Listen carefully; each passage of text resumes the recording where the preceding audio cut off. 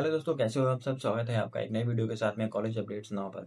आज मैं इस वीडियो में आपको इग्नू में जनवरी 2026 के एडमिशन को लेकर एक इम्पॉर्टेंट वार्निंग बताने वाला हूं, क्योंकि हर साल ही स्टूडेंट्स कुछ ऐसी बेसिक सी सिली मिस्टेक्स कर देते हैं, फिर उनका कैंडिडेचर या फिर उनका फॉर्म है वो डिले, होल्ड या फिर रिजेक्ट हो जाता है।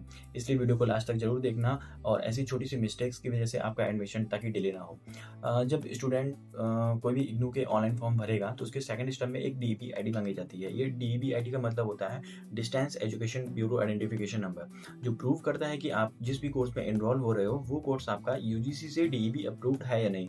इससे पहले आपको एक एबीसी आईडी बनानी पड़ती है ना, जो आपको डिजी लॉकर से इजीली बन जाती है। इसमें ऐसे कोई दिक्कत नहीं आती है। एबीसी आईडी बनाने के बाद ही यूजीसी डीईबी पोर्टल पर आपकी डीईबी आईडी जनरेट होती है, वहां से जाके तब होगी, है ना। तो यहाँ तक तो आपको ऐसे किसी भी स्टूडेंट को कोई भी प्रॉब्लम ऐसे फेस करने की कुछ भी प्रॉब्लम नहीं होती है। मतलब आपको वो ये प्रोसेस इतना इजीली हो जाता है। लेकिन इसके बाद में प्रॉब्लम होती है, तो होती कहाँ पे है? प्रॉब्लम तब होती है जब कोई भी स्टूडेंट इस आईडी को ये लास्ट डे में बनाने का ट्राई करते हैं। उस टाइम क्या होता है, उस टाइम इतना रश होता है कि सर्वर बहुत ज़्यादा बिजी हो जाता है। ओटीपी डिले इतना होता है कि आपका कैंडिडेट के फ़ोन में ओटीपी नहीं आता है। आपका अगर ओटीपी नहीं आएगा तो आपका फॉर्म आगे फर्दर प्रोसीड ही नहीं हो पाएगा, है ना। तो ये दोनों आईडी आपके बहुत मैंडेटरी है, बिना इसके फॉर्म नहीं भर पाएगा। तो ये दोनों आईडी आप अभी से बना के अपने पास में रख लीजिए। अब बात करते हैं हम डॉक्यूमेंट्स की। क्या क्या ऐसे नेसेसरी डॉक्यूमेंट्स हैं जो हमारे फॉर्म फिलिंग के टाइम में हमें नेसेसरी मतलब रिक्वायर्ड होंगे। सबसे पहला है आपका पासपोर्ट साइज का रीसेंट फोटोग्राफ, और व्हाइट पेपर पर ब्लैक पेन से किया हुआ क्लियर सिग्नेचर वहाँ पर उसमें लगेगा। ये दोनों क्लीन और रीडेबल होने चाहिए, नहीं तो आपका जो वेरिफिकेशन होगा तो उस टाइम पर ऐसे कुछ इश्यूज आ सकते हैं जिनकी वजह से आपका जो एडमिशन है वो होल्ड वो लोग कर सकते हैं, ठीक है। और जो इसमें एक आधार कार्ड लगेगा वो एज एन आपका आईडी प्रूफ लगेगा। पर जो भी आप आधार कार्ड इसमें आप अपना अपलोड करोगे वो ब्लर्ड डॉक्यूमेंट बिल्कुल भी नहीं होना चाहिए। अदरवाइज आपका ये भी उनके पास एक रीज़न है जिसकी वजह से वो आपका कैंडिडेचर है वो उसको होल्ड कर सकते हैं। अगर आप किसी भी एक रिजर्व कैटेगरी में आते हो, है ना, अगर आप किसी भी रिजर्व कैटेगरी के स्टूडेंट हो, लाइक आप एससी एसटी ओबीसी ईडब्ल्यूएस, तो आपको एक अपना सर्टिफिकेट जो है वो करंट फाइनेंशियल ईयर का अपलोड करना होगा। वो आप अभी से अपने पास में अपडेट फॉर्म में रखिएगा, क्योंकि ओबीसी का जो सर्टिफिकेट है वो करंट फाइनेंशियल ईयर का ही होना चाहिए।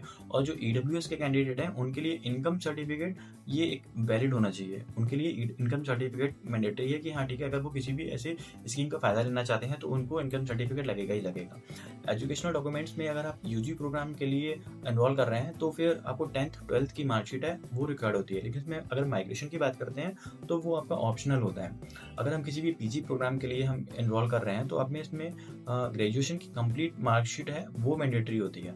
अगर किसी सब्जेक्ट में आपकी यूजी में अगर बैक आई हुई है आपके ग्रेजुएशन में तो आपका एडमिशन है वो होल्ड हो सकता है। तो सबसे इम्पॉर्टेंट टिप मैं आपको ये दूंगा कि डॉक्यूमेंट का साइज़ है वो बहुत ध्यान देने वाली बात होती है कि आपको जो डॉक्यूमेंट का साइज़ है वो 100 से 200 केबी के बीच में होना चाहिए। हालांकि जब नोटिफिकेशन आएगा तो क्लियरली पता चल जाएगा। लेकिन जो भी डॉक्यूमेंट्स हैं आप वो मोबाइल से क्लिक बिल्कुल भी मत कीजिएगा, अदरवाइज आपके पिक्सल हैं वो ब्रेक हो जाएंगे और डॉक्यूमेंट रीडेबल रहेगा ही नहीं रहेगा। तो डॉक्यूमेंट जब रीडेबल नहीं होगा तो जब आप वेरिफिकेशन होगा तो उस टाइम पर आपका मतलब वेरिफिकेशन प्रोसेस में वो पेंडिंग हो जाएगा, ये होल्ड कर देंगे, है ना। तो ये सब बातें मैं आपको इसलिए बता रहा हूँ क्योंकि जब भी आपका एडमिशन आप लेने जाएंगे तो उस एडमिशन के प्रोसेस में इन छोटी छोटी चीज़ों की वजह से आपका जो एडमिशन है वो अटक ना जाए, वो होल्ड ना हो जाए।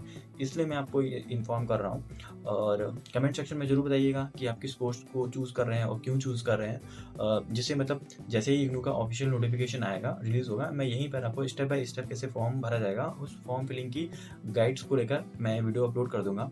डिस्क्रिप्शन में मैंने एक टेलीग्राम का लिंक दिया हुआ है, ज्वाइन कर लेना, आपको इंस्टेंट अपडेट मिल सकेगा। मिलते हैं नेक्स्ट वीडियो में, तब तक के लिए कीप लर्निंग।